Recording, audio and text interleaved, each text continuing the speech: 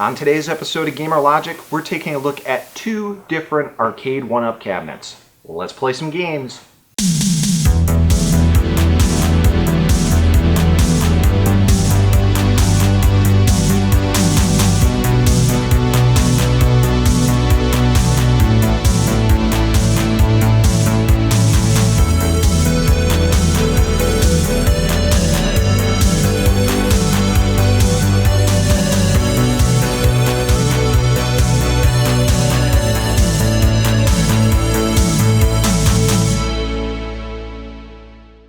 One of the first thing longtime fans of the Gamer Logic channel are probably asking, why would you pick up an Arcade1UP cabinet when you essentially have your own arcade already? Yes, I have pinball machines and I have full-size stand-up cabinets ranging from a Japanese arcade cabinet to many of the regular arcade cabinets you would have seen in arcades in the 80s and 90s.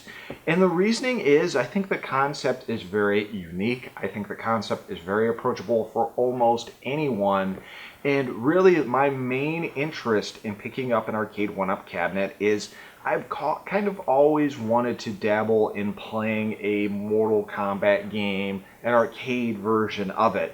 And yes, I played Mortal Kombat 1, 2, and 3, and even 4 growing up in the arcades, but I was never really great at Mortal Kombat. I have always been a Street Fighter player, and honestly, I've never been a huge fan of Mortal Kombat altogether, because I always thought it was very slow, very plodding, not very fun, as opposed to just popping in a token on Street Fighter 2 and just having a blast with it, no matter what version of it you're playing.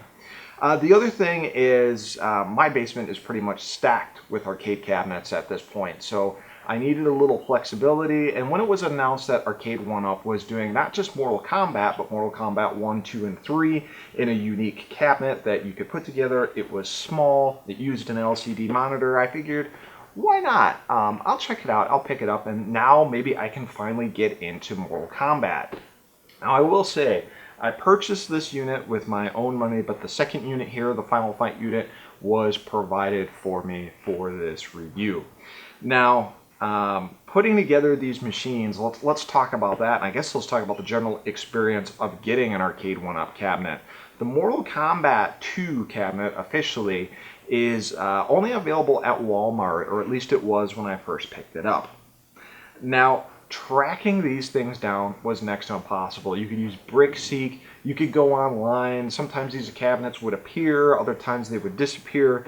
It was really kind of a frustrating experience, and I remember kind of being down to the wire on this going, I'm going to my Walmart one more time because the official Arcade1UP Facebook page has said that all Walmart should have these units in stock, and I'm going to go, and if they don't have it, I'm done. I'm just not even going to pick this up because Walmart can't get its act together with its online stuff. So, needless to say, I went into Walmart, and walking in the electronics section, there was a returned Mortal Kombat Arcade1UP cabinet. The box was kicked to crap, ripped to shreds, there were holes in it, and I was like, watch this be the only one they have of this, right? So I look around for somebody, and I talk to the employee in the electronics section, and let me tell you how just unwanting he was to go in the back and pull out one of these cabinets. He was like, you know, I wish they would just put these cabinets online and have it shipped to the house.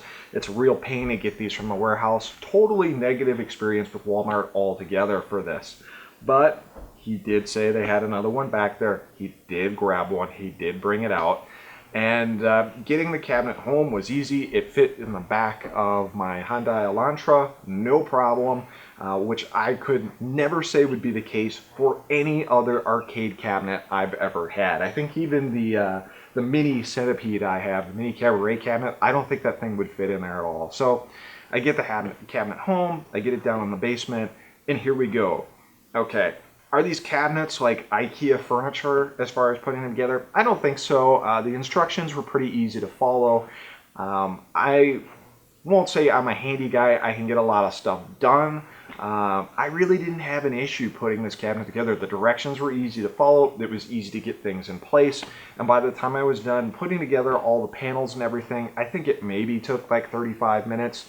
When the Final Fight one was sent to me, because I already put one together, it took I don't know, 15, 20 minutes for me to put together because I just had the setup down. So assembly was easy. I didn't have any issues with the monitor or cabinet damage or scratching, anything like that. And I was pretty much good to go, plugged it into the outlet, and started playing Mortal Kombat. So now that I officially have a Mortal Kombat arcade cabinet officially licensed, what is my general feeling of the Mortal Kombat franchise overall? I still think it's a very slow, and I still think it's a very plodding game, especially the first one. The second one ramps it up a notch. Ultimate Mortal Kombat 3, of course, is fun as well. But the game, the AI, the combat, everything feels so mismatched. Where, again, Street Fighter is just a better flowing game overall. And I know there's hardcore Mortal Kombat fans that are probably getting really upset with me right now, but that's just my opinion of it. Like, I still can't get into Mortal Kombat as much as I can Street Fighter, but I've had so many people come over and play this cabinet that they go, oh man, I remember spending hours on this game trying to figure out the fatalities and stuff, and thinking about it, maybe that was a big draw for me to Mortal Kombat 2, was trying to figure out those secret fatalities in the arcade game, or the completely watered down versions in the Super Nintendo version. But in terms of playability, these things play like they should play. I had no issues with the joystick, the buttons, the moves responded as they should. I was able to do almost all the fatalities without any issues. I had no problem from a joystick perspective. And I was worried about the monitor on this thing, right? Being an LCD monitor, that is kind of the when it comes to playing these classic arcade games. You never want to put an LCD in these cabinets unless you absolutely have to. I'm really impressed with the way this looks on here. It's sharp. The contrast is maybe turned up a little too bit in my opinion, but I think it looks pretty good. It plays great. I didn't have any issues with any kind of glare or anything. I think these monitors look really good, and they're paper thin. So overall, the overall quality of the cabinet's good. Would it survive a lot of moves? Probably not. The one thing I don't like about the back of the cabinet is it's really kind of like that cardboard fixture that kind of slides in on the back. It would be very easy to damage. I have moved this around the basement by myself, and I could definitely see repeated moves would probably not suit well for these cabinets overall. But generally, if you were, you're moving out of the house, it's going to be a lot easier to take one of these things out than it is like my Neo Geo cabinet or my Street Fighter 2 Champion Edition cabinet. So it does have a little bit more portability. Just keep in mind, I don't think these things were built for constant moves. And I definitely wouldn't have them featured in any sort of in-house arcade, even at a video game store to have it. I don't know, I just can't see them lasting long with hours and hours and hours and hours of play from multiple people. It's very situated specifically to the home environment. I don't know what the full durability of these things are as far as people that are playing them every day. Much like most of my arcade machines, I don't really get a chance to play these every day. But at least from a joystick and buttons perspective, I could see it lasting for home use for a couple of years pretty easily. But overall, Mortal Kombat 1, Mortal Kombat 2, and Mortal Kombat 3, I had no issues playing them. Again, I'm not a Mortal Kombat expert, so in terms of what the original arcade ROMs are like, are there any kind of differences? Are there any kind of issues in, I guess, the emulation? I really didn't see any. I didn't have any performance issues. The sounds sounded like they should sound, though it did sound like Mortal Kombat had a little bit more reverb to it than what I remember, but overall the performance was there. Now, let's move over to the Final Fight cabinet, and this one is my favorite out of the two cabinets, and there's a variety of reasons for it. And I guess to kind of tie in both cabinets here, I do like how accurate the art is. Both of these have their original cabinet art for Final Fight and Mortal Kombat 2. They both had great side art when these were in the arcade, and it's great to see it preserved. It looks high quality, it looks great, but the Final Fight just has this cool look to it that I really, really enjoy. Plus, this has 4 games with it that I really enjoy. Final Fight, 1944, Ghosts and Goblins, and Strider. Strider is an absolute classic that really doesn't get the credit it deserves, and it's nice seeing it represented on something here. Now, I have the Final Fight PCB, the original Final Fight PCB, and I've stacked it up with Final Fight on here and Final Fight on the PCB, I really don't see any major differences. Obviously, it looks a little bit better on a CRT monitor compared to the LCD, but the LCD still looks pretty good. I didn't notice any graphical issues. I really didn't notice any issues with sounds or anything like that. You could easily approach this machine with 2 players and have a great Final Fight experience. The same goes with Strider, the same goes with 1944, and of course, the evil Ghosts and Goblins. Now, if I do have one complaint about this unit, it is the joystick. The joystick is fine for Final Fight, but when it came to Strider, Strider kind of seems to get stuck in certain positions, and you really kind of have to force him out of those positions, especially like a crouching position, by moving the stick around. And Strider requires a lot of precision to play. So I've ran into a lot of issues there. Now, you could certainly get past it, but compared to the, I think it's Pandora's Box I have that has Strider on there, I seem to be able to play it a lot better on there than I can the Arcade1UP. Is it an issue with the emulation, or is it an issue with the joystick? I'm going to go with it's an issue with the joystick, just based on how it plays. Maybe there's a difference between the 8-way and 4-way setting on this. I'm not really sure, but it's still very playable. It's a nice lineup for officially licensed Capcom games. Final Fight, of course, is a classic.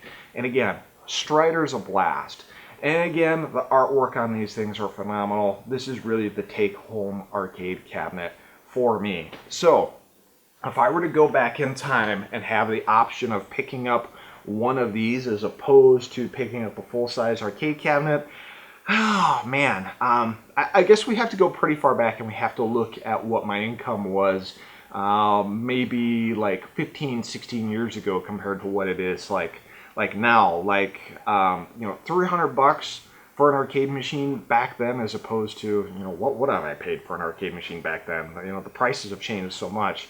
I think in terms of accessibility, ease of putting together, ease of getting it into the house, and less of a possibility of things that can go wrong because, hey, an arcade cabinet can have issues with the screen, it can have issues with the controls, it can have issues with the power, the PCB can have issues. There's a lot that can go wrong when you purchase an arcade cabinet if you don't have a lot of experience. So if I were to go back in time and I wanted to pick up my first arcade machine, these would be a great option. Now, if you already have these machines, these full-size machines in here, you're probably going to want to stick to those full-size arcade cabinets unless there's a specific reason you want to pick one of these up, like mine was Mortal Kombat, having the entire Mortal Kombat trilogy.